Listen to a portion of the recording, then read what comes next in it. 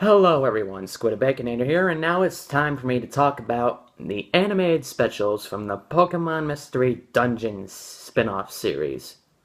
Now, since Pokemon Super Mystery Dungeon is coming out fairly soon, I decided that I want to talk about something related to the Mystery Dungeon franchise, so since I'm an animated special animation critic, I want to talk about the animated specials centering around the uh, the animation.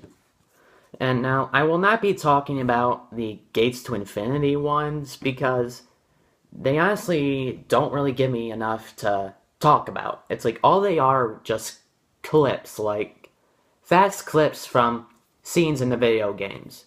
And there's not really much to go over. But the other three 22-minute specials, that's what I'm going to be talking about. And I'm going to be honest with you, I'm very conflicted on these things. I mean, I just don't know how to feel about them at all. You see, what I'm trying to say is, I really like these specials, okay? I do. And I want to see more from than just one special from each of these games. I will give credit that the third special of the Explorers, the Sky one, is a sequel.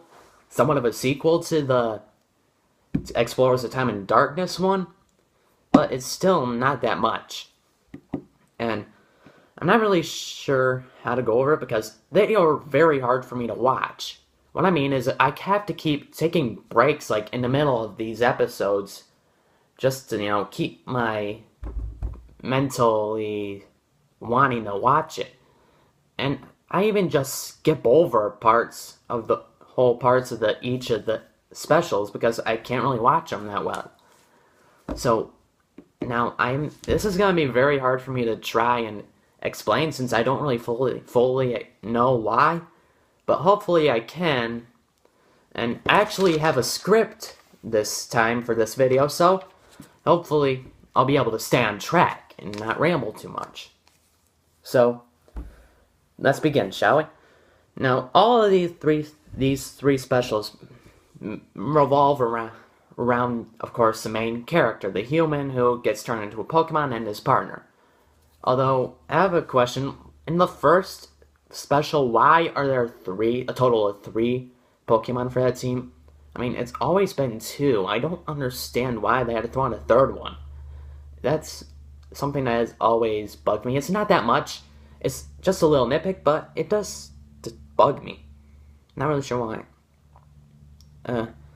Okay, so that's pretty much what all they sent around. They sent around like the main character realizing they're a Pokemon, and the partner making a team and blah, and going on a rescue mission and whatnot.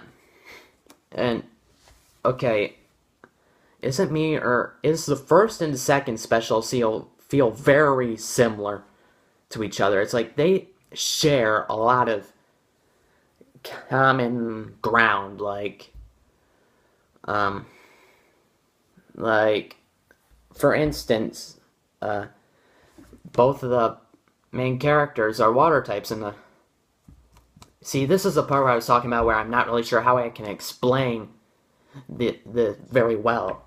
It's because I still don't know how to explain it very well.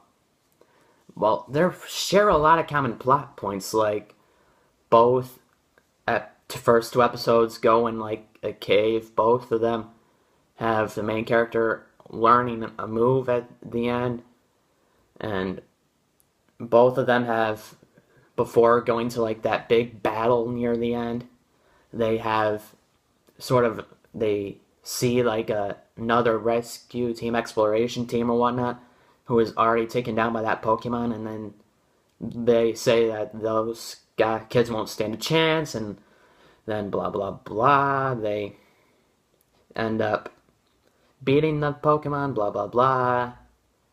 It just feels very similar, like these two specials.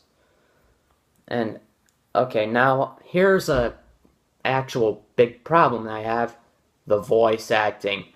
I mean, sometimes the voice acting can get really grating at this. The first special is definitely uh, victim in this because, well, a lot of the voice actors just really they kind of fit the role kind of well, but they feel very grating to my ears. Like, you see, and especially in this first special, you can tell if you watch the anime, you can tell that a lot of Pokemon have the similar voice actors. Like Gengar is voiced by Meowth's voice actor, Chikorita is May, and I think Squirrel sounds a lot like Max. So if you watch the anime, the main anime, then it might get a little grating at times. Now, or jarring it. It just really.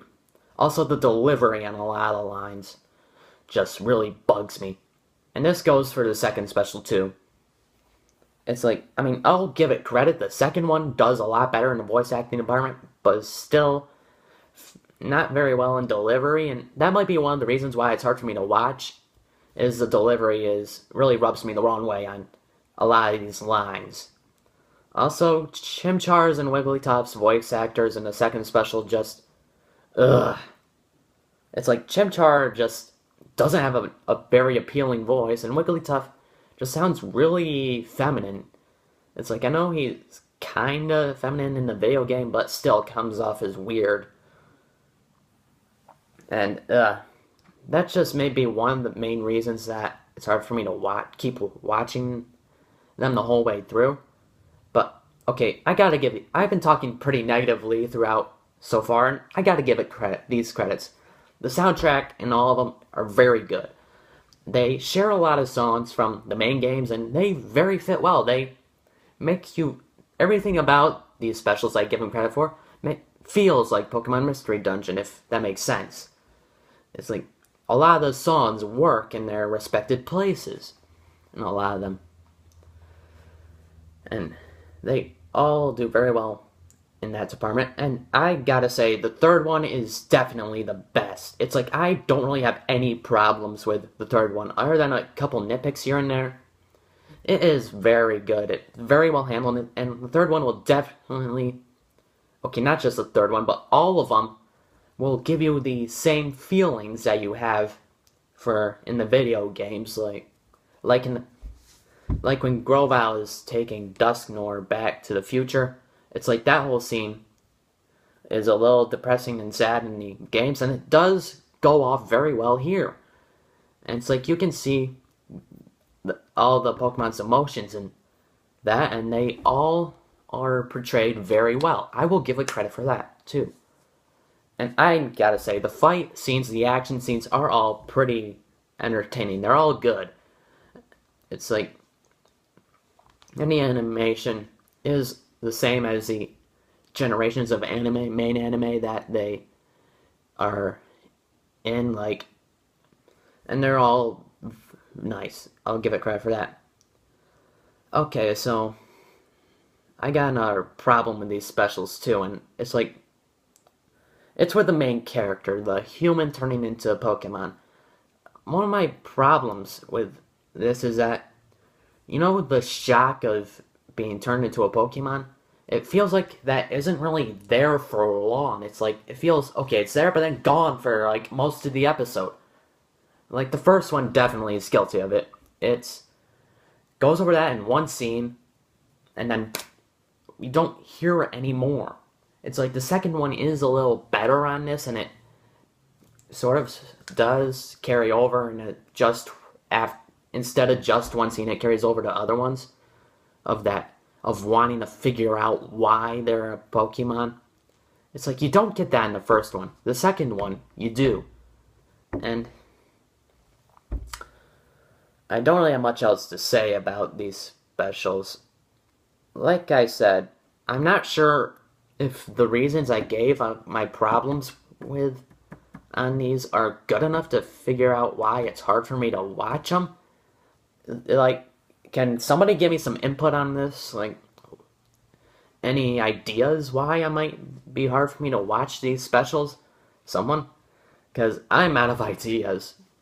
Other than the delivery of lines and voice acting being grating, and at times I just can't really watch parts of them. They're good. Other than that stuff, they're